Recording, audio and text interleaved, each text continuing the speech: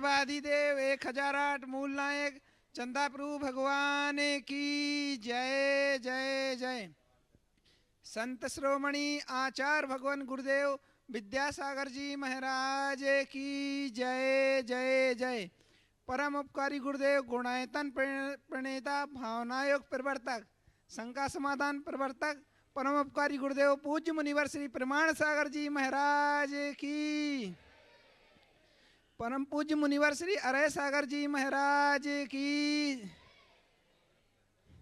पारस channel, Janvani channel, Adinath channel Pramanik app के माध्यम से देख रहे एवं उपस्थित सभी लोगों की तरफ से गुरुदेव के चरणों में नमोस्तु निवेदन करते हैं। नमोस्तु गुरुदेव, नमोस्तु गुरुदेव, नमोस्तु गुरुदेव। प्रथम प्रश्न के लिए दिल्ली से गुरुजी के भक्त उपस्थित हैं, वो अपने स्थान पर नाम बताकर प्रश्न पूछ सकते हैं। दोनों महाराज श्री को मेरे परिवार, मेरे अम्मा बाबा की तरफ से नमोस्तु नमोस्तु नमोस्तु महाराज श्री। महाराज श्री, मेरी शंका ये है कि आजकल काफ़ी मंदिरों में काफ़ी सारी प्रतिमाएं होती है, तो दर्शन करते समय मन खो जाता है, विचलित हो जाता है, या फिर आलस्य जैसी भावना भी आ जाती है। तो महाराज श्री, हम ऐसा क्या करें कि अपना मन पूरी तरफ से समर्पण कर पाए मंदिर की तरफ? देखिए, बहुत अच्छा सवाल किया है इस बालक ने कि मंदिर में जब हम दर्शन करने जाते हैं जहाँ एक से अधिक प्रतिमा जी होती है तो मन हमारा भटक जाता है, और ऐसे भटकते हुए मन के साथ हम क्या करें कि हमारा मन लगे। देखो, मैं एक सवाल करता हूँ, जब हम अपना किसी से प्रेम होता है तो उसकी जितनी फ़ोटो होती है उतनी देखने की इच्छा होती कि नहीं? कि एक दो के बाद मन उकता जाता है। हाँ, उसके जितने स्नैप्स होते हैं सबको एकदम जी भर करके देखने का मन होता है। क्यों? क्योंकि उसके प्रति हमारे मन में प्रेम है। इसी तरह जिस दिन तुम्हारे हृदय में भगवान के प्रति प्रेम जग जाएगा, हर भगवान के दर्शन में अलग उल्लास उमड़ेगा। समझ गए? अगर मन भटक रहा है इसका मतलब हमारे मन में कहीं प्रेम की कमी है। इस प्रेम की वृद्धि करें। चलिए अगले प्रश्न के लिए गुरु चरणों के अनन्य भक्त गुणायतन ट्रस्टी सुभाष जी अजमेर से नमोस्तु गुरुवर। तैयार रहेंगे। गुरुवर, गुणायतन ट्रस्टी, सिर का झुकना बहुत आसान है लेकिन हृदय का झुकना बहुत मुश्किल, तो गुरुवर हृदय को झुकना कैसे सिखाएं? बहुत अच्छा।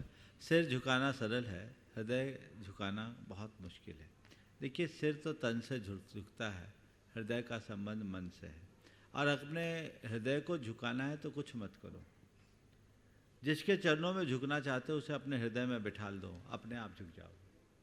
बिना श्रद्धा के हृदय नहीं झुकता, और श्रद्धा तभी प्रकट होती है जब हम किसी को अपने हृदय के आसन में विराजमान करते हैं। नमोस्तु गुरुवर। हाँ, निर्मल जी गंगवाल अजमेर से गुणायतन ट्रस्टी, उर्मिला जी गंगवाल। चार पंक्तियां भी बोल दो जब तक। हाँ, देखिए, ऐसे तारने वाले कयामत की नजर रखते हैं, ऐसे तारने वाले कयामत की नजर रखते हैं, वो रहते जमी पर हैं और आसमां की खबर रखते हैं। ऐसे परम पूज्य गुरुवर प्रमाण सागर जी की सभी जोरदार जयकारा लगाएंगे। बोलिए गुरुवर प्रमाण सागर जी महामुनिराज की, बोलिए अरय सागर जी महाराज की। पूज्य गुरुवर, बड़ा ही विचित्र संयोग है कि हम बिना सोचे समझे आपके चरणों के दर्शन के लिए आज बिना सोचे आए हैं। इसका क्या मौलिक कारण है गुरुदेव कि ऐसे दर्शन हमने पा लिए आज? बहुत सुंदर बात कही आपने। बिना पूर्व योजना के अचानक क्षेत्र पे आना, वंदना करना और दर्शन पाना, इसके पीछे क्या कारण हो सकता है? ये प्रबल पुण्य है। मैं बताता हूँ, योजना बना करके हम जो लाभ लेते हैं वो लाभ अल्पकालिक होता है, लेकिन बिना योजना के जो मिलता है वो बहुत दीर्घकालिक होता है। और ये बहुत ही, और आज के लोगों को तो और विशेष लाभ। आज किसी को उम्मीद नहीं थी कि आज के इस कार्यक्रम का सीधा प्रसारण होगा, क्योंकि परसों से यहाँ नेट बंद है और सबका काम बंद है। कल भी यहाँ शंका समाधान नहीं हुआ, लेकिन अभी अभी तुरंत ये संदेश मिला कि है, इसलिए कार्यक्रम आज तो ऐसा लग रहा था कि कार्यक्रम हो ही नहीं पाएगा। तो ये मौका आप लोगों को मिला है, इसलिए आप सब अपने भाग्य की सराहना जरूर करें। और आज दो बातें जो इस पूरे के पूरे कार्यक्रम को प्रारंभ करने से पूर्व मुझे कहना जरूरी है, वो मैं जो एक संदेश जिसके लिए आज मैं विशेषतया इस मंच पर आया हूँ कि कुंडलपुर का महामहोत्सव आगामी फरवरी महीना में 14 तारीख को उसका ध्वजारोहण होगा, घट यात्रा होगी, इसकी पूरी विस्तृत जानकारी आज हुई और वो 22 तारीख तक कार्यक्रम होगा, जो 12 तारीख से घोषित किया गया था।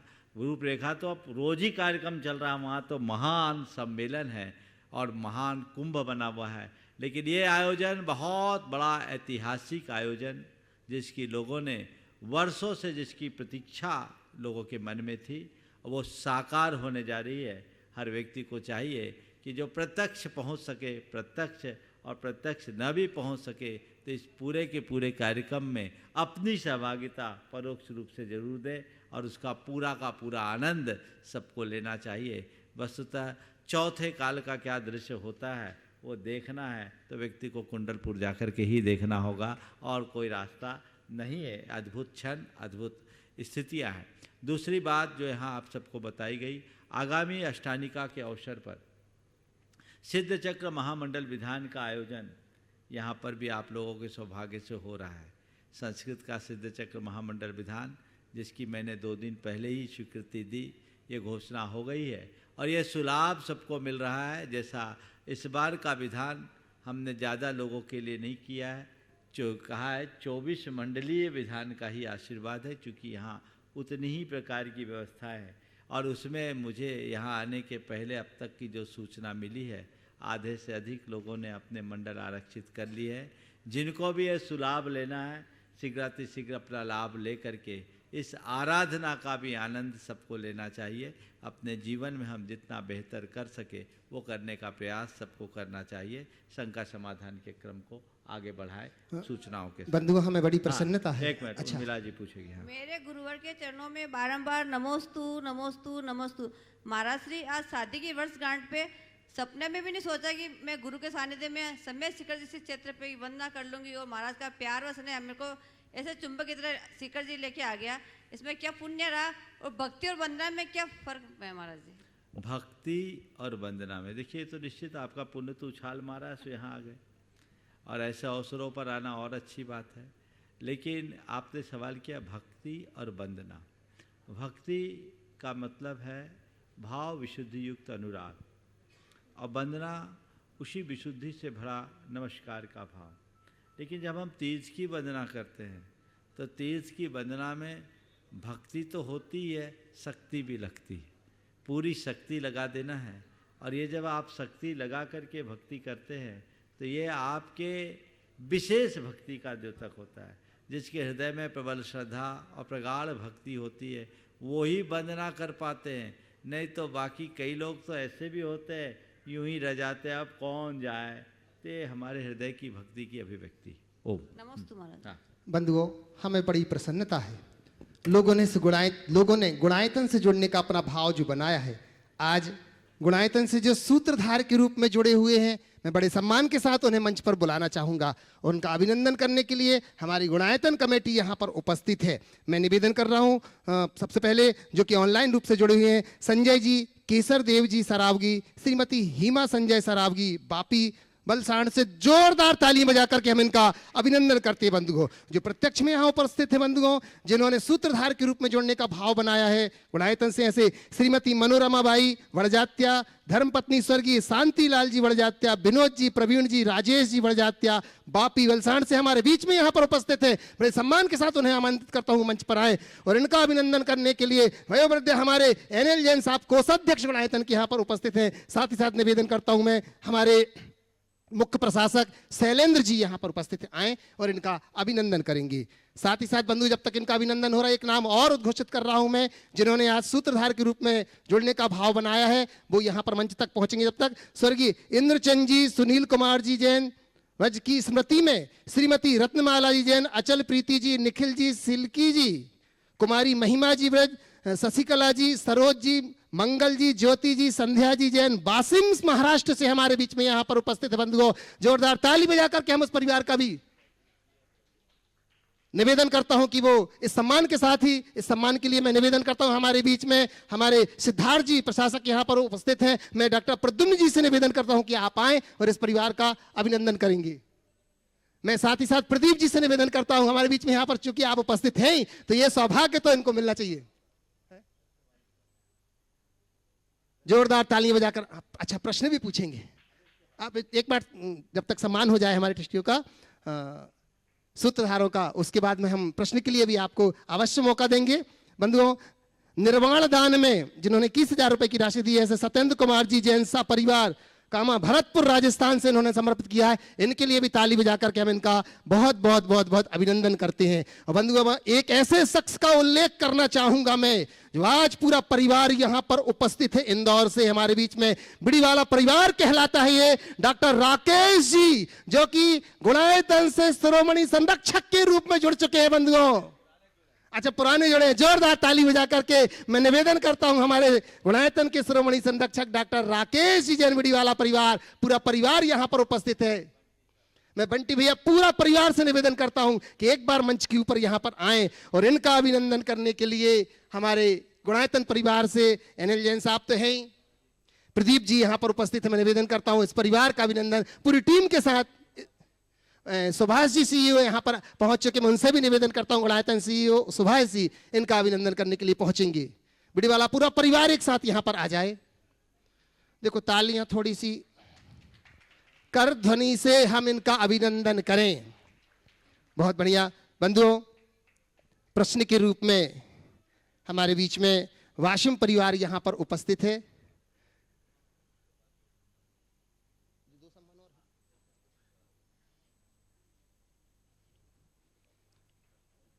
लीजिए, बिड़ीवाला परिवार का अभिनंदन कर रहे हैं। जैसे आप पहुंचिएगा अभिनंदन करने के लिए।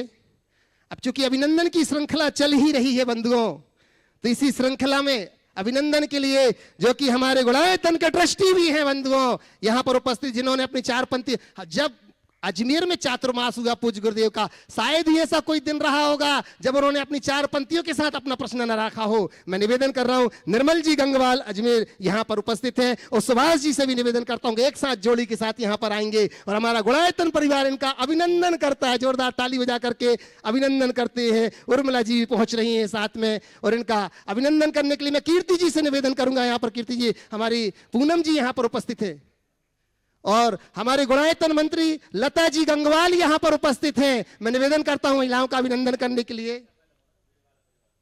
बिड़ीवाला परिवार का अभिनंदन हो रहा है। आप लोग अपने मन में खुशी व्यक्त करो कि हमें भी ऐसा सौभाग्य मिले कि जब हम गुणायतन से शिरोमणि के रूप में जुड़ पाए। ऐसी भावना को लेकर के जो जो हर्षित होगा इनके अभिनंदन से, उनके जीवन में भी ऐसी क्षमताएं जरूर आएंगी बंधुओं।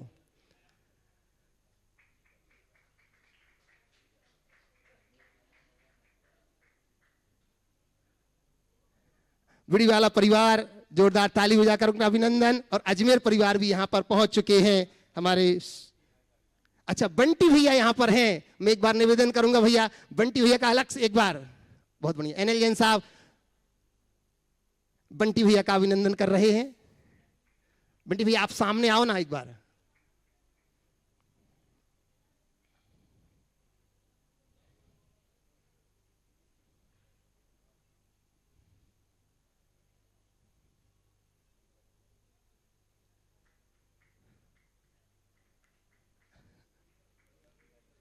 लीजिए, अब बंटी भैया के पास पहुंच रहे हैं एनएल जैन साहब बीच में।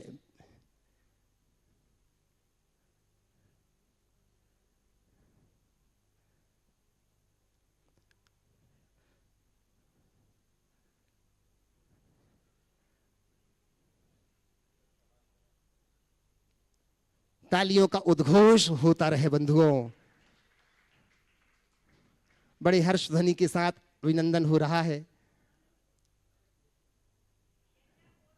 और लीजिए, और इसी के साथ बंधुओं प्रश्न करने के लिए यहां पर चूंकि उपस्थित हैं, मैं निवेदन करता हूं वाशिम परिवार जिन्होंने सूत्रधार के रूप में जुड़ने का सौभाग्य पाया है, आज वो पूरा परिवार यहाँ पर, जैसे कुमारी महिमा वज्ज है और सिल्की वज्ज जी यहाँ पर उपस्थित है। वो लोग क्रम से बारी बारी अपना प्रश्न यहाँ पर पूज्य गुरुदेव के चरणों में अपनी शंकाओं का समाधान करेंगे। बंधुओं, वास्तव में ये बात सत्य है कि शंकाओं की नदी में बह रहे असंख्य भव्य जीवों के लिए जिन्होंने समाधान की नौका लेकर के भव से तारा है, ऐसे पूज्य गुरुदेव श्री प्रमाण सागर जी महाराज के चरणों में अपना प्रश्न रख रहे हैं वाशिम परिवार। आइएगा जी, बोलिए।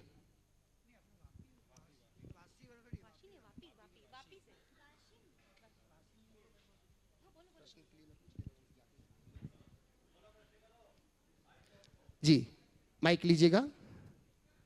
हाँ हाँ, आइए, वासिम परिवार आ जाए। बिटिया पूछ रही है।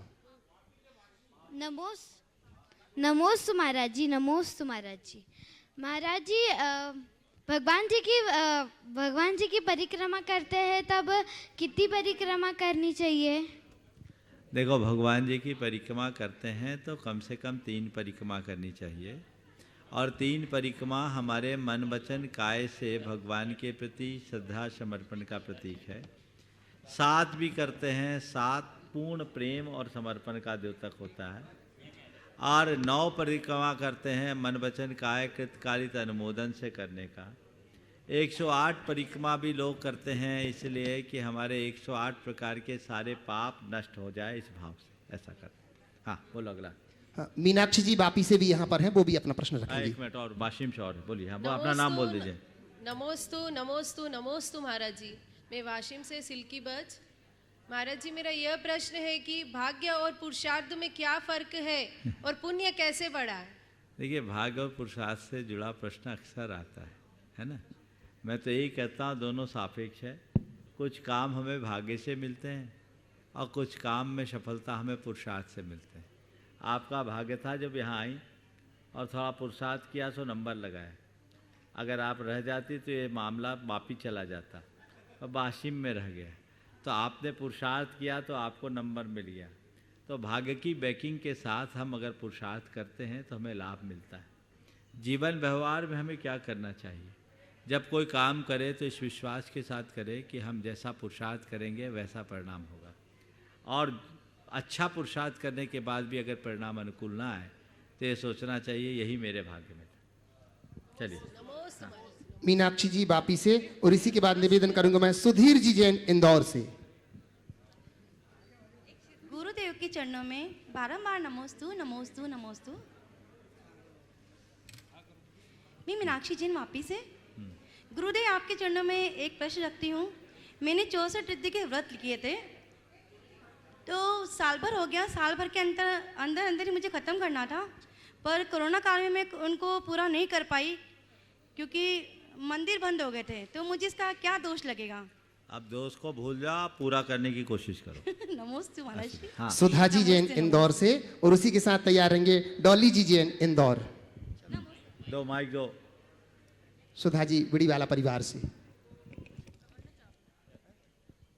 महाराज जी के चरणों में तीवार नमोस्तु नमोस्तु नमोस्तु।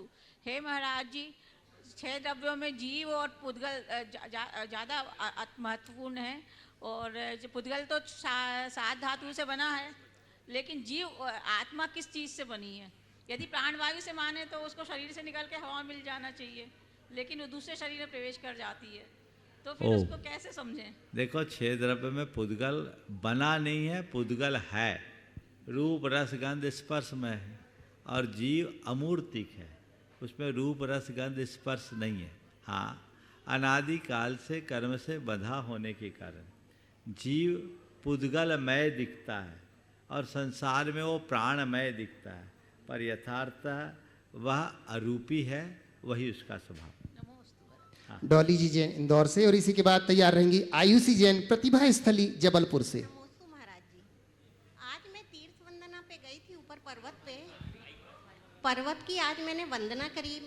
मैंने देखा कहीं भी ऐसे भगवान के चरण तेरापंथी आमनाए के नहीं रह गए हैं, सब जगह चंदन लगा हुआ है।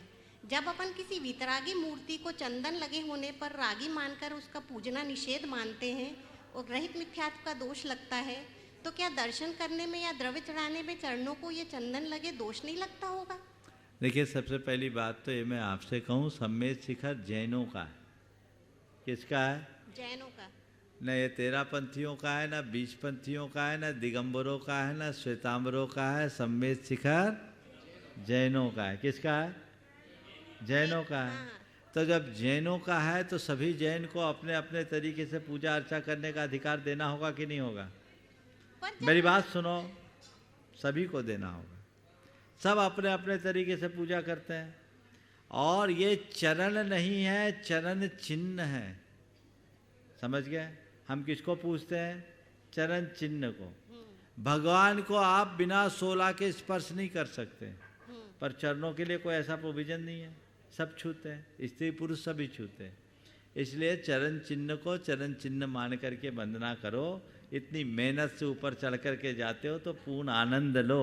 वहाँ ज़्यादा दिमाग लगाओगे तो कुछ नहीं पाओगे। वो चरण चिन्हों को तो बहुत दिमाग लगा जब मैंने सब नहीं लगाना।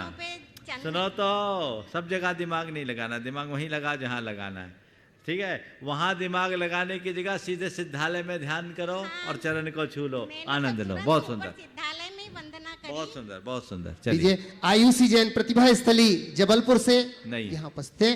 और मैं ऑनलाइन प्रश्न के लिए चलूं उसके पूर्व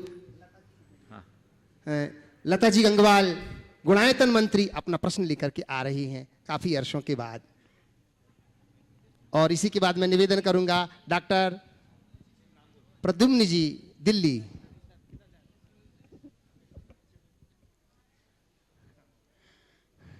नमोस्तु गुरुजी। गुरुजी, मेरा चित्रों से घिरा मन चित्त को चंचल करता है। चंचल चित्त मन को बहका देता है, इसके लिए क्या करना चाहिए? चंचल चित्त मन को बहका देता तो चित्त को स्थिर करने का अभ्यास करो। और चित्त को स्थिर करने का अभ्यास करने का सबसे सरलतम तरीका रोज भावना योग करो। नमस्ते। और डॉक्टर प्रद्युम्न जी, इसी के बाद मैं निवेदन करूंगा एनएल जैन साहब, कोषाध्यक्ष गुणायतन। नमस्ते महाराष्ट्री। महाराष्ट्री, मेरा प्रश्न है, हम लोग ट्रेन का रिजर्वेशन करा के यात्रा करते हैं और उसकी समय अवधि निश्चित होती है कि हमारा 14 घंटे का सफ़र है, कितने घंटे का सफ़र है। हम आराम से सेट करते हैं अपना सामान, बैठ जाते हैं। लेकिन जब स्टेशन आने वाला हो तो हम तैयार हो जाते हैं चाक चौकस। तो जो हमारी जीवन यात्रा है, ये जब हम जन्म लेते हैं वही चीज़ इसमें एप्लीकेबल नहीं करते। उसमें हम फुर्सत में हो जाते हैं। जीवन का एक स्टेशन से दूसरे स्टेशन का प्रस्थान का समय आ जाता है, उतने चौकन्ने नहीं होते। तो इसको कैसे हम बिल्कुल चौकस चाक चौबंद रहें कि अगली यात्रा के बहुत अच्छा सवाल आपने उपस्थित किया है। जब हम किसी यात्रा पर निकलते हैं तो हमें हमारे सामने हमेशा डेस्टिनेशन रहता है कि हमें कहाँ जाना है। और हमें ये भी पता रहता है कि जर्नी हमारी कितनी देर की है। लेकिन जीवन के संदर्भ में हमारा ये कोई भी सुनिश्चित नहीं रहता। ना तो हमें अपने डेस्टिनेशन का पता है, ना जर्नी के ड्यूरेशन का पता है। इसलिए लोग निश्चिंतता से रहते हैं कि अभी तो हमारी लंबी यात्रा है, अभी हमारा स्टेशन नहीं आया, मैं आपको दूसरा उदाहरण देता हूँ, इसी उदाहरण से जोड़ता हूँ। जब आप यहाँ से दिल्ली के लिए जाते हो तो मेरे ख्याल से कानपुर तक तो निश्चिंतता से ही रहते होगे। बिल्कुल महाराज। अभी तो हमारी दिल्ली दूर है। जब कानपुर क्रॉस हो जाता है उसके बाद टुंडला या और जो अलीगढ़ जो भी है स्टेशन आते हों, उस स्टेशन के बाद आप अलर्ट होते हैं ना। जी महाराज। क्यों? अब हमारा स्टेशन आने वाला है।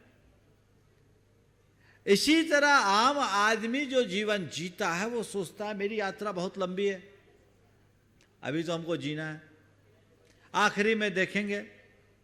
थोड़ा थोड़ा जब बुढ़ापा आता है तो सोचते हैं स्टेशन निकट आने वाला है, तब थोड़ा अलर्ट होते भी हैं तो होने लायक नहीं बचते हैं, तब तक गाड़ी छूट जाती है। हर व्यक्ति को ये बात सोच करके चलना चाहिए कि मैं एक यात्री हूं और मेरी यात्रा का अंत कभी भी हो सकता है और कहीं भी मेरी गाड़ी रुक सकती है। इसलिए मुझे अपना सामान बांध कर रखना है, अपनी जर्नी अच्छी करनी है। जहाँ वहीं मुझे विराम देना पड़ सकता है। इस यात्रा का अंत कहीं भी हो सकता है और उसके लिए क्या करो, अपनी यात्रा को सुखमय बनाना हो। हमें ये तो पता नहीं कि मेरी गाड़ी कहाँ रुकेगी, तो क्या करो, लगेज कम से कम रखो। गाड़ी रुके फट से उतर जाओ, जितना ज़्यादा लगेज रखोगे उतना अधिक झंझट होगा, और जितना कम लगेज होगा उतनी सुगमता से आपकी यात्रा होगी। नमस्ते। एनएल जैन साहब कोषाध्यक्ष गुणायतन, और इसी के बाद तैयार रहेंगे ऋषभ बज बासिम से। नमस्ते महाराज श्री। महाराज श्री, करीब 2 महीने पहले जब मैं जयपुर में था तो हमारा मॉर्निंग जो ग्रुप था उसमें कोई डिस्कशन चल रहा था, और उस डिस्कशन में एक शब्द आया था मूर्खता। तो मूर्खता के बारे में जब बात किया तो बोले मूर्खता के मापदंड क्या हैं, और मापदंड वो मूर्खता को कैसे आंका जाए कि ये मूर्खता होती है। दूसरी एक मूर्खता और निपट मूर्खता में क्या अंतर है? देखिए, बहुत अच्छा सवाल है। मूर्खता क्या है? मैं आपके उत्तर के पहले एक शब्द और आपके सामने रखता हूँ। एक तरफ है मूर्खता और दूसरी तरफ है मूढ़ता। मूढ़ता। मूर्ख वह है जो अनजान है, निरक्षर है, जिसके अंदर कुछ भी ज्ञान नहीं। अक्षर ज्ञान से शून्य व्यक्ति को मूर्ख समझा जाता है। और एक शब्द है मूढ़, जो इससे आगे का है। वो है जिसे अपने हिताहित का ज्ञान न हो। जो अक्षर ज्ञान से शून्य है वो मूर्ख है, और जिसे हिताहित का ज्ञान नहीं वो मूढ़ है। इस दृष्टि से देखा जाए तो मैं बहुत सारे पढ़े लिखे मूढ़ों को भी जानता हूं, और बहुत सारे निरक्षर ज्ञानियों को भी जानता हूं। मूर्ख से विद्वान बनना कठिन नहीं, मूढ़ से ज्ञानी बनना बहुत कठिन है। तो आप अगर मूर्ख के संदर्भ में बात करते हैं तो किसी व्यक्ति को बेवकूफ़ बना देना, कोई व्यक्ति थोड़ा भोला भाला हो वो मूर्ख कहलाता है, निरक्षर व्यक्ति मूर्ख कहलाता है। लेकिन मूर्ख से भी ज़्यादा भयानक मूढ़ व्यक्ति होता है। कदाचित हमारी मूर्खता लोक कथित मूर्खता की तरह ना भी हटे, पर मूढ़ता छूट जानी चाहिए, तभी हम अपने जीवन को आगे बढ़ा सकें। नमस्ते महाराज श्री। ऋषभ जी बासिम महाराष्ट्र से, और इसी के बाद तैयार रहेंगे रिंकी जी जबलपुर। नमोस्तु महाराज जी। नमोस्तु नमोस्तु नमोस्तु। मैं ऋषभ बज वाशिम महाराष्ट्र से आपसे ये प्रश्न पूछना चाहता हूँ कि जैसे मानतुंगाचार्य ने अपनी भक्ति से आदिनाथ भगवान को बेड़ियों से मुक्त करा दिया था, वैसे ही हम ऐसी कैसी भक्ति करें कि हमारे शिरपुर के अंतरिक्ष पार्श्वनाथ भगवान को हम जल्दी से जल्दी मुक्त करा सके। कोई विधर्मी राजा बंद किया होता ना तो आज भगवान को मुक्त करने का रास्ता होता, पर आपस की लड़ाई ने भगवान को बंद कर दिया। तो भगवान सोचते हम किसके पक्ष में जाएं, शांति से ही रहे। ये हम सबका दुर्भाग्य है कि 40 वर्षों से भगवान ताले में बंद है। मैं तो समाज के सभी लोगों से ये कहूँगा, उभय पक्षों से ये कहूँगा, सबके मन में सद्बुद्धि आए, आपस की इस लड़ाई को आपस की सहमति से मिटाए और भगवान को ताले से बाहर करे, ताकि सब भाव भक्ति के साथ भगवान की पूजा आराधना करे। इतने वर्षों से भगवान बंद है, कितनी असाधना हो रही, और इसके जिम्मेवार वे सब लोग हैं जो इसको उलझा कर रखे हैं। सबकी बुद्धि सुलझे और हमारी समाज का जो द्रव्य आपस की लड़ाई में कोर्ट कचहरी में बर्बाद हो रहा हो मिटे, बचे, और हम क्षेत्र की तरक्की में अपना योगदान दें। नमस्ते महाराज जी। जल्द से जल्द आपका उधर आगमन हो ताकि भगवान जल्दी से जल्दी। रिंकी जी जबलपुर से। नमोस्तु महाराज जी। द्वैमुनि राजों के चरणों में त्रिबाल नमोस्तु नमोस्तु नमोस्तु। महाराज जी, जिस तरह पुरानी स्मृतियों में लोग बुरी चीज़ों को भूल जाते हैं और अच्छी चीज़ों को याद रखते हैं, क्या इसी तरह हमारे द्वारा किए हुए कर्म, अगर हम किसी के साथ निस्वार्थ भाव से अच्छे कर्म करते हैं तो वो तो कोई याद नहीं रखता, परंतु अगर हमसे एक गलती भी होती है तो वो कई महीनों, सालों और अंत तक हमारे साथ जाती है। तो हम ऐसा क्या पुरुषार्थ करें या हमारे कर्म ऐसे कैसे हों कि जिससे हमारी सिर्फ अच्छी स्मृतियों को याद रखा जाए? बहुत अच्छी बात है। हम अपने जीवन की अच्छी बुरी बातों को भूल जाते हैं, अच्छी बातें याद रखते हैं। आपके सवाल को थोड़ा आगे बढ़ाकर संशोधित करता हूँ। दूसरों के द्वारा किए गए अच्छी बातों को भूल जाते हैं, बुरी बातों को याद रखते हैं। ये है ना साथ? जी महाराज जी। खुद की बुरी बातें भूल जाते हैं, दूसरों की अच्छी बातें हम भी महाराज जी अगर किसी के साथ कुछ करते हैं, अगर अच्छा करते हैं तो कोई याद नहीं रखता, परंतु अगर आ गया। तो ये लोग की सबकी ऐसी टेंडेंसी है। आपने पूछा कि हम एक बार बुरा कर्म करते हैं, उसका फल हमें जन्म जन्मांतरों तक क्यों मिलता है? ऐसा हम क्या करें कि हमारे बुरे कर्म का फल उसी समय निपट जाए, लंबे समय तक न रहे। इसके लिए एक ही बात है, जैसे हम बुरी स्मृतियों को त्यागते हैं, वैसे ही हम बुरे कर्मों को भी साफ कर सकते हैं, काट सकते हैं। त्याग, तपस्या, प्रायश्चित और साधना अनंत जन्मों के कर्मों को एक क्षण में काटने में समर्थ बना सकते हैं। यदि वैसा हमारे साथ बना रहे तो हम इन सब बातों को बहुत सहजता से घटित कर सकते हैं। नमोस्तु महाराज जी, नमोस्तु महाराज। अरहंत पायल हितंकर जैन प्रेमी परिवार कटनी से नमोस्तु निवेदित करते हुए महाराज श्री कह रहे हैं कि महाराज श्री, तनाव इंसान के पतन का कारण है, पर आज इंसान का जीवन तनाव से भरा हुआ है। आज इस मानसिक तनाव के कारण ढेर सारे नए रोग उत्पन्न हो रहे हैं। तो महाराज श्री, हम अपने जीवन को तनाव मुक्त कैसे करें, कृपया मार्गदर्शन दीजिए। देखो, तनाव मुक्त करने से पहले तनाव को जानना जरूरी। तनाव आखिर है क्या, क्यों होता है तनाव? तनाव कब होता है? तनाव है क्या? परिस्थिति और मनस्थिति के मध्य सामंजस्य न होने पर ही तनाव होता है। जब परिस्थितियां कुछ होती है, मनस्थिति कुछ होती है, और सरल शब्दों में कहूं, हम चाहते कुछ हैं और होता कुछ है, तनाव आता है ना? तो इससे बचने का उपाय बड़ा सरल सा है। हम जो चाहें वो हो हमारे हाथ में नहीं है, पर जो हो उसे हम चाहें ये तो हमारे हाथ में नहीं। तो हर मनुष्य को चाहिए कि खुद को परिस्थितियों के अनुकूल ढालने की सामर्थ्य विकसित करे। यदि मनुष्य स्वयं को परिस्थितियों के अनुरूप ढालने में समर्थ हो जाता है तो उसके जीवन में कभी तनाव नहीं आएगा। उसके लिए क्या करे? 4 उपाय बताता हूं। सबसे पहली बात, सकारात्मक सोचे। अगर मनुष्य की सोच सकारात्मक हो तो सब परिस्थिति को मनुष्य हर परिस्थिति में अपने आप को ढाल सकता है। अगर सोच सकारात्मक होगे तो दुख में भी सुख खोज सकोगे, प्रतिकूल भी अनुकूल दिखने लगेगा, विपत्ति में भी संपत्ति दिखेगी, विसंगति में भी संगति बिठाई जा सकती है यदि तुम्हारी सोच थोड़ी सी सकारात्मक हो। कोशिश करें अपनी सोच को पूरी तरह सकारात्मक बनाकर रखने की।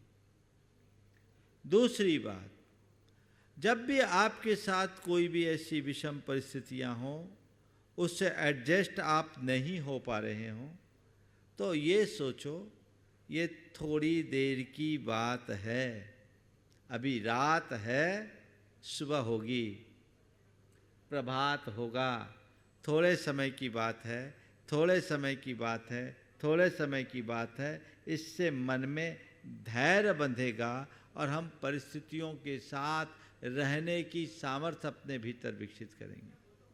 तीसरी बात, आशावादी बनकर के चले। अगर हमारी सोच आशावादी हो तो मन में हताशा नहीं होगी, और हताशा नहीं तो कभी तनाव नहीं होगा। और चौथी बात, अपने आत्मविश्वास को मजबूत बनाकर चले। यदि ऐसा करेंगे तो निश्चित हम अपने तनाव को कम करने में समर्थ हो सकेंगे। प्रकाश जी पाटनी, राष्ट्रीय उपाध्यक्ष श्री दिगंबर जैन महासमिति अजमेर राजस्थान से नमोस्तु करते हुए कह रहे हैं, गुरुदेव, हम हमारी लाइफ का मैनेजमेंट किस प्रकार से करें जब परेशानी आ जाए, धन आ जाए, अधिकार मिल जाए और क्रोध आ जाए? ऐसी परिस्थिति में हम किस प्रकार से लाइफ को मैनेज करें, कृपया समाधान करें। परेशानी आ जाए, धन आ जाए, अधिकार आ जाए या क्रोध आ जाए तो अपने लाइफ को कैसे मैनेज करे। देखिए, परेशानी आए तो धैर्य से मैनेज करे, धन आए तो उदारता से, ठीक है ना। परेशानी, धन, फिर क्या बोला तीसरे नंबर, आखिरी तो क्रोध, अधिकार आ जाए तो विनम्रता, और क्रोध आ जाए तो संयम। ये चारों चीजें अपने जीवन में घटित कर लो, सब मैनेज हो जाएगा। परेशानी में धैर्य, धन आने पर उदारता, अधिकार पाने में विनम्रता, और क्रोध आने में संयम जो रखता है उसका जीवन सदैव संतुलित बने रहता है, उसे कोई कठिनाई नहीं होती। एडवोकेट नमन जैन अजमेर राजस्थान से नमोस्तु करते हुए कह रहे हैं, गुरुदेव, दुश्मनों से दोस्ती बेहतर है या दोस्त से दुश्मनी? कृपया मेरी शंका का समाधान करें। दुश्मनों से दोस्ती बेहतर है या दोस्त से दुश्मनी? मैं कहता हूँ दोनों ठीक नहीं है। न दुश्मनों से दोस्ती रखो, न दोस्तों से दुश्मनी रखो, अपितु ऐसा करो कि न कोई दुश्मन बने, कोई दुश्मन ही न बने, सब दोस्त बन जाए। पूनम जी जैन ग्वालियर से नमोस्तु करती हुई कह रही हैं कि वर्तमान के गौतम स्वामी के चरणों में कोटिशा नमन। गुरुदेव, तीर्थंकर भगवान के समवसरण के विषय में पढ़ा, वो पूर्ण रूप से समझ में आ गया, परंतु गुरुदेव एक जिज्ञासा है कि भगवान का समवसरण जो है उसकी छत नहीं होती, क्या खुले आसमान के नीचे होता है समवसरण? और इतने लंबे समय तक वाणी खिरती रहती है, धूप बारिश का वहां प्रभाव नहीं पड़ता क्या? कृपया समाधान। देखिए, समवसरण की जो संरचना है, समवसरण पूरी तरह खुला रहता है, लेकिन अंतिम जो श्रीमंडप भूमि है जहाँ भगवान की गंधकुटी होती, 12 सभाएं होती, उसमें आकाश स्फटिक का एक बितान बना होता है, यानी स्फटिक मणि का पूरा बितान बना रहता है, जो एकदम ट्रांसपेरेंट होता है, दिखता नहीं है लेकिन वो बना रहता है। तो लोग उसके नीचे रहते हैं, और समवसरण का अतिशय ऐसा होता है कि न वहाँ भूख लगती, न प्यास लगती, न सर्दी लगती, न गर्मी लगती, वहाँ दिन और रात का भेद भी नहीं रहता। ये समवसरण का अतिशय है। प्रवीण जी सिंघई गड़ाकोटा जिला सागर से नमोस्तु करती हुई कह रहे हैं, गुरुदेव, कुछ लोग हाथों से काम करते हैं जिन्हें हम मजदूर कहते हैं, कुछ लोग हाथों से व दिमाग से कार्य करते हैं जिन्हें हम कारीगर कहते हैं, कुछ लोग हाथों से, दिमाग से व दिल से कार्य करते हैं जिन्हें हम कलाकार कहते हैं। तो हे गुरुवर, हम भी अपने जीवन क्षेत्र में अपना कार्य यूं ही सब चलता रहे चलेगा कि मनोवृत्ति को छोड़ करके सर्वोत्तम नीति से अपने गुण को कैसे विकसित करें जिससे हमें आत्मसंतोष प्राप्त हो? बहुत अच्छी बात की। मजदूर, कारीगर और कलाकार, हाथों से काम करने वाला मजदूर, हाथों के साथ दिमाग से काम करने वाला कारीगर, और हाथ, दिमाग और दिल से काम करने वाला कलाकार। आपने पूछा है हम अपने जीवन को यथा स्थिति रखने की जगह, चल रहा है चलता रहेगा, इसकी जगह हम अपने जीवन के लिए सर्वश्रेष्ठ देने लायक काम कैसे करें। देखिए, अपनी सोच को बदलिए। कोई भी काम करो, डूब के करो, किसी काम को छोटा मत समझो, काम को अपना काम करो और उस काम में बेहतर करने का प्रयत्न करो। छोटा सा भी काम क्यों ना हो, लेकिन छोटे से काम को भी अगर आप सलीके से करेंगे तभी सब कुछ अच्छा होगा। पर तभी होगा जब काम के प्रति समर्पण होगा। आप अपनी शर्ट की बटन भी अगर ढंग से नहीं लगाएंगे ना तो बड़ा गड़बड़ होगा। तो उसमें भी एक सलीका होता है। नीचे का बटन ऊपर या ऊपर का बटन नीचे लग जाए तो कैसा लगता है। तो हर चीज़ का एक सलीका होता है, और ये सलीका वही व्यक्ति अपना सकता है जो अपने कार्यों के प्रति पूरी तरह से समर्पण रखता है। तो समर्पण रख कर के हम अपना काम करें और हर काम को एंजॉय करें। एक ही काम को अलग अलग लोग करते हैं, अलग अलग दृष्टि होती है। एक जगह एक मंदिर बन रहा था, अनेक कारीगर काम कर रहे थे। एक संत उधर से गुजरे, उन्होंने देखा एक मजदूर पत्थर तोड़ रहा था, उसके पास पहुंचे, पूछे क्यों भाई क्या कर रहे हो, क्या कर रहे हो? बोला दिखता नहीं, अंधे हो क्या? बड़े बेरुखी से कहा, दिखता नहीं, अंधे हो क्या? पत्थर तोड़ रहा हूं। संत मुस्कुराकर आगे बढ़े। कुछ दूरी पर एक दूसरा कारीगर भी, आदमी भी वही काम कर रहा था। उस आदमी के पास पहुंचे, पूछा भाई क्या कर रहे हो? उसने विवस्था भरे लहजे में कहा पेट पाल रहा हूं। संत मुस्कुराते हुए आगे बढ़े, थोड़ी दूरी पर तीसरा आदमी भी वही काम कर रहा था। उससे पूछा, भाई क्या कर रहे हो? देखा वो बड़ा मगन होकर काम कर रहा है, मुख से प्रभु के गीत भी गुनगुना रहा था। और जब उसके निकट पहुंच करके पूछा, भैया तुम क्या कर रहे हो? उसने कहा, भगवान का मंदिर बना रहा हूँ, भगवान का मंदिर बना रहा हूँ। पहले में बेरुखी थी, दूसरे में व्यवस्था, और तीसरे के हृदय में भाव विवलता थी, उसके अंदर आनंद था। तो ये तीसरा वह था जो दिल से, दिमाग से और शरीर से, तीनों से काम कर रहा था, वो मंदिर बना रहा था। तीनों काम तो पत्थर पर ही कर रहे थे। तो अपना जब उत्कृष्टतम हम लगाने की सोचते हैं, हर कार्य के प्रति जब अपना समर्पण भाव जगाते हैं, तभी हम ऐसा कुछ घटित कर पाते हैं, और वही हमारे जीवनोत्कर्ष का आधार भी बनता है। नितिन जी जैन बिनवाली बागपत से, महाराज जी चूंकि कल संघ का समाधान नहीं हो पाया, कल का ही उनका प्रश्न है, चरणों में नमन करते हुए कह रहे हैं, किसी ने क्या खूब कहा है कि दोस्त और परिवार साथ हो तो हर ऋतु बसंत है, और अगर ना हो तो बस अंत है। तो महाराज श्री, मेरी शंका यह है कि प्रत्येक व्यक्ति जीवन में ऐसा कौन सा कार्य करे कि अपना व दूसरों का जीवन वसंत बन सके? कृपया समाधान। प्रत्येक व्यक्ति अपने जीवन में ऐसा काम, कौन सा काम करे कि अपना और दूसरों का जीवन बसंत बन सके? कुछ न करे, बस संपर्क में जो भी आए, या तो उसे अपना दोस्त बना लो या उसे अपने परिवार का अंग मान लो। बस इतना अगर हम कर ले, हर व्यक्ति के लिए यदि हम एक दोस्त के रूप में देखने की क्षमता विकसित करें, या हर व्यक्ति को अपने परिवार का हिस्सा मान ले, तो ये सब चीज़ें हमारे जीवन में बहुत सहजता से घटित हो सकती। महेंद्र जी पत्रकार इंदौर से नमोस्तु करते हुए कह रहे हैं कि हमारी सोच, हमारे बोल और हमारी कर्म में किस प्रकार सामंजस्य स्थापित हो कि जिससे सोच में खुलापन, बोल में बड़कपन और कर्म में कर्तव्यनिष्ठ का आभास अन्य लोगों को हो सके? कृपया मार्गदर्शन दीजिए। सोच, बोल और कर्म में संतुलन कैसे बनाएं कि सोच में बड़प्पन, बोल में क्या लिखा है दूसरा? बोल में सोच, बोल और सोच कर्म में कह रहे हैं कि स्थापित कैसे करें कि खुलापन, सोच में खुलापन, बोल में बड़प्पन और कर्म में कर्तव्य निष्ठा कैसे बने? देखिए, बहुत अच्छी बात है। सबसे मूल तो सोच है। अगर हम सोच बड़ी रखेंगे, सकारात्मक रखेंगे, तो हमारे सोच में खुलापन होगा ही। हर व्यक्ति को बड़े मौलिक तरीके से जीना चाहिए, उसे रूढ़िवादिता से बचना चाहिए, संकीर्णता से बचनी चाहिए, स्वार्थी मनोवृत्ति से बचना चाहिए। जो रूढ़िवादिता, संकीर्णता, स्वार्थवृत्ति से बचता है, उसकी सोच में खुलापन आता है, हर चीज़ को सकारात्मक तरीके से देखने की कोशिश करता है। और जिसकी सोच में खुलापन होता है, उसके ही बोल में बड़प्पन आता है। और ये बड़प्पन तब आएगा जब व्यक्ति अपनी वाणी में मधुरता रखेगा, हमेशा अपनी वाणी में लोच रखे, मधुरता रखे। और कर्म में कर्तव्य निष्ठा हम तब कर पाएंगे जब हम अपने कर्म को ही अपना कर्तव्य मान करके चलेंगे, उसे धर्म मान कर चलेंगे। प्रमोद जी जैन पापड़ीवाल दुर्गापुरा जयपुर से नमोस्तु करते हुए कह रहे हैं, गुरुदेव, बैलगाड़ी के दोनों बैलों को एक साथ घास डाली जाती है, उसमें से एक बैल स्वा की घास छोड़ करके दूसरे की घास खाने में लग जाता है।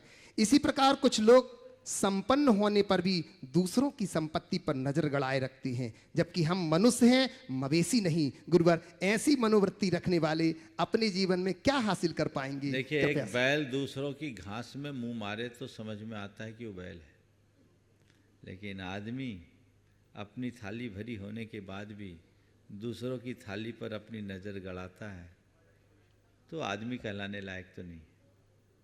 आपने बहुत अच्छी बात कही कि वो भूल जाता है कि वो मनुष्य है, मवेशी नहीं। पर मुझे लगता है, क्या पता कब मनुष्य मवेशी जैसा बन जाए, बल्कि कुछ मायने में मवेशी से भी बुरा।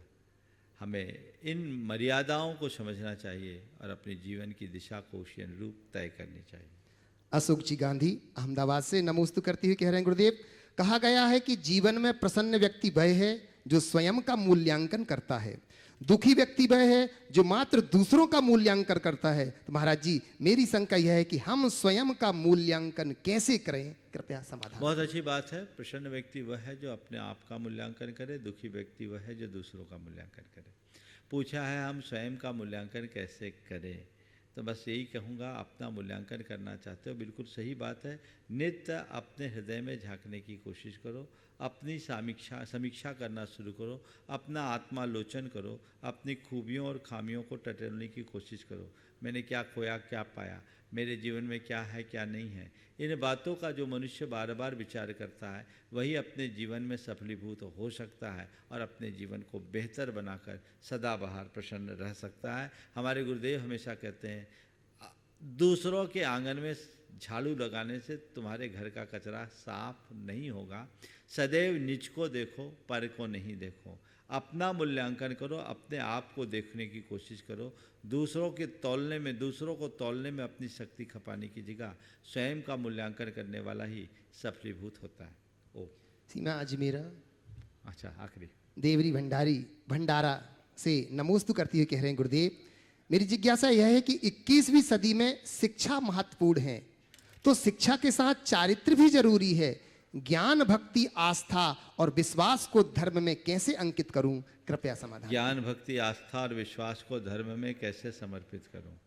देखिए, अपना लक्ष्य बना ले और ये बात समझे कि केवल ज्ञान से, केवल भक्ति से, केवल आस्था से काम नहीं होगा। धीरे धीरे संपर्क बनाए और जो इनके धारण करने वाले उनके संपर्क में आए तो लाभ मिलेगा। सिंगापुर से कपिल को बुलाओ। हमारे बीच में सिंगापुर से कपिल जी हैं, वो अपना प्रश्न लेकर के यहाँ पर आ रहे हैं। सिंगापुर से कपिल जी और स्वदेश जी गड़ाकोटा से तैयार रहेंगे। इसके बाद कपिल जी आ रहे हैं सिंगापुर से। अच्छा, कपिल आ गया है।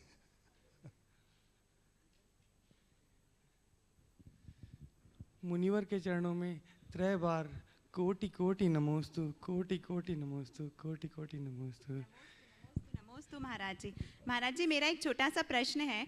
हम लोग सिंगापुर में नियमित रूप से स्वाध्याय करते हैं और उसके लिए हम नोट्स बनाते हैं अपनी पुस्तक में। उस पुस्तक को अगर हम अन्य किताबों के साथ रख देते हैं तो कई बार ऐसा होता है कि अशुद्ध वस्त्रों में या वॉशरूम वगैरह के कपड़ों से अगर हम उसे छू लेते हैं तो क्या उसमें दोष लगेगा, और उस दोष मतलब उसके लिए हमें क्या पश्चाताप करना चाहिए अगर ऐसे में भूल चूक हो जाती है, क्योंकि क्या हमें उसे जिनवानी की तरह ही लेना चाहिए? देखिए, अगर हम कोई नोट्स बनाते हैं, स्वाध्याय करते समय बनाते हैं, तो जिनवानी है और हमें उसे जिनवानी की ही भांति रखना चाहिए।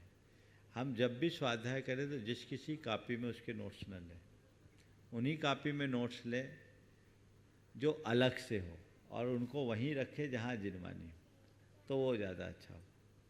ठीक है ना? कपिल जी, महाराज जी, ये वो परिवार है, जब लॉकडाउन के पहले सिंगापुर में सिद्ध चक्र विधान हुआ तो इस परिवार ने प्राणपण से समर्पित होकर के उस विधान में अपना भागीदार ली थी।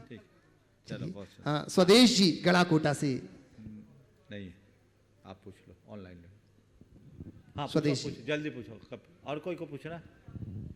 चलिए, बोलो, आप बोलो। चलिए, महाराज जी संतोष जैन बाबई से नमोस्तु करते हुए कह रहे हैं, कहते हैं कि रिश्ते और राशि में से किसी एक को चुनना पड़े, रिश्ते और राशि में से किसी एक को चुनना पड़े तो रिश्ते को चुने, लेकिन यह भी देखने में आता है कि जिनके पास राशि नहीं होती उनसे रिश्ते नाते यार सब दूर हो जाते हैं। तो ऐसे में रिश्ते और राशि में कैसे सामंजस्य बिठाएं, कृपया समाधान। रिश्ते और रुपयों में बोल दो ना, राशि लोग नहीं समझे। रिश्ते और रुपये, रिश्ते और रुपयों में राशि भी मिल गई। तो रिश्ते और रुपयों में किसी एक को चुनना है तो किसे चुने? प्राय रिश्ते को चुनते हैं और रुपये ना हो तो लोग रिश्ते नहीं निभाते। आज के दौर में ऐसा ही होता है। सर्वे गुनाह कांचन माश्रियन्ते, सभी गुण कंचन के आश्रित हैं। जिनके पास रुपया उसकी पूछ है, जिनके पास रुपया नहीं उनको कोई नहीं पूछता। आपने पूछा है इनमें क्या करें? मैं एक ही बात कहता हूँ, रिश्ते ही काम में आते हैं, रुपये नहीं। रुपये तो मुख ताकते रह जाते हैं। मैं एक किस्सा सुना देता हूँ और मैं समझता हूँ उससे सब बातें पूरी हो जाएगी। एक पिता ने अपने दोनों बेटों को बुला करके उनको परखने की दृष्टि से कहा कि मैं दोनों ओर जाता हूँ, नगर सेठ था और मुझे गांव से बाहर जाना पड़ता है और मुझे रुकना पड़ता है। तुम लोग रास्ते में मेरे लायक घर बना लो, मेरे लायक घर बना लो। और दोनों को उन्होंने 50-50 हजार रुपये दिए। अब 50 हजार रुपये में कौन सा घर बनता? सोचा पिताजी ने बोला मैं 100 मील दोनों तरफ जाता हूँ और मुझे रहने के लिए घर चाहिए, तुम मेरे लायक घर बनाओ। तो एक ने क्या किया, हर 20 किलोमीटर पे एक एक छोटी छोटी टपरी बना दी और हो गया 50,000 रुपया उसका खप गया। दूसरे ने कुछ नहीं किया, पिता ने दोनों को 6 महीने का टाइम दिया था। 6 महीना पूर्ण होने पर दोनों को बुलाया और पूछा क्या तुम लोगों ने घर बना दिया? बोले हाँ पिताजी घर बना दिया। चलो दिखाओ। तो पहले ने दिखाया, टपरे बने हुए थे, घास फूस की छप्पर। बोले ये बनाया? बोले हाँ 50,000 में इससे सस्ता और क्या हो। पिता ने अपना सिर पकड़ लिया, तुझे ये नहीं दिखा कि नगर सेठ के रहने का स्थान बनाना है? बोले पिताजी आपने कुल 50,000 दिया, 50,000 में ये कैसे होगा? अब पिता ने दूसरे बेटे से कहा बेटा तूने घर बनाए? बोले महाराज पिताजी मैंने आपका प्रयोजन पूरा कर दिया। बोले कितने घर बनाए? बोले मैंने घर तो एक भी नहीं बनाए। तो मेरा प्रयोजन कैसे होगा? बोले आपने कहा था ना कुछ ऐसा घर बना दो जो मेरे रहने के काम में आ सके, वो मैंने कर दिया। बोले कैसे किया, क्या किया? बोले मैंने घर एक भी नहीं बनाया, पर 100 मील के हर घर को अपना मित्र बना लिया। आप जहां चाहो वहां ठहर सकते हो। हर घर में मेरा मित्र है, हर घर का आंगन आपके लिए खुला है, आप जहां चाहो वहां ठहर सकते हो और सब जगह आपका स्वागत है। पिता ने उसको गले से लगा लिया, बोला बस मैं यही चाहता हूँ, ध्यान रखना तुम मकान बनाओगे वो पैसा का प्रतीक है और मित्र बनाओगे वो रिश्ते का प्रतीक है। मकान कम पड़ सकते हैं, मित्र कभी कम नहीं पड़ने चाहिए। इसलिए जीवन में रिश्तों को प्रमुखता दो, रुपयों को नहीं। रुपयों की एक सीमा है, रिश्तों की कोई सीमा नहीं। इंजीनियर पंकज जी जैन पाटनी वारा से नमोस्तु करते हुए कह रहे हैं गुरुदेव, हर नया कर्म करते समय मन में पहले शंका उत्पन्न होती है और उसके बाद भय भी उत्पन्न होता है। ऐसा क्यों होता है गुरुदेव? ये आत्मविश्वास की कमी के कारण ऐसा होता है कि मन में कोई भी काम करते समय शंका उत्पन्न होती है और एक नकारात्मक आवेग के रूप में भय होता है। यदि आपका आत्मविश्वास प्रबल हो जाए तो आपके हृदय में विश्वास होगा, शंका नहीं, डर नहीं, निश्चिंतता होगी कि मैं कोई काम कर रहा हूं तो मुझे अंजाम देने में सफलता मिलेगी। जिन लोगों के साथ ऐसी दुविधा है उन लोगों को चाहिए कि वे नियमित भावना योग करें, उससे उनको लाभ होगा। ओम कार्यक्रम की सूचना कुंडलपुर।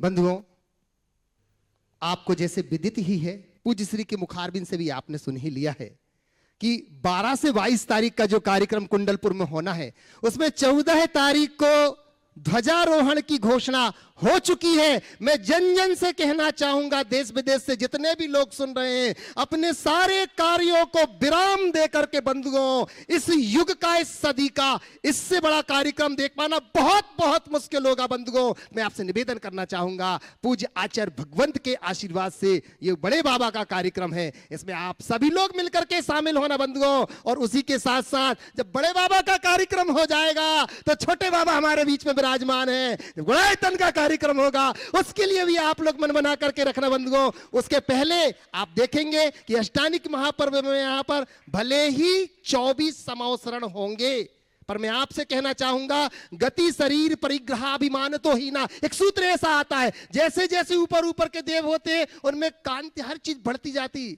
देखना, क्वांटिटी भले ही कम होगी पर क्वालिटी बहुत बढ़ेगी। और गुरुदेव के पास आप 24 समवसरण में ये बंधुओं 124 समवसरण का 124 मंडल का आनंद ले पाएंगे। सिद्धचक्र विधान में यहाँ समवसरण नहीं होता, समवसरण मत बोलिए, सिद्धचक्र मंडल।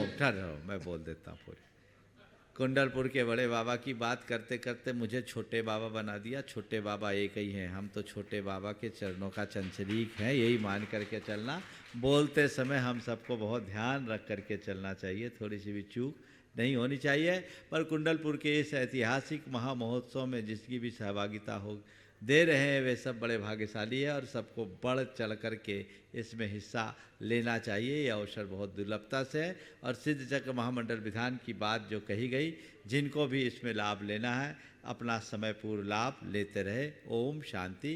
बोलिए परम पूज्य आचार्य गुरुवत्स्य विद्यासागर जी। जय जय जय। परम पूज्य मुनिवर श्री प्रमाण सागर जी महाराज की जय जय जय। मुनिवर श्री अरहई सागर जी महाराज की।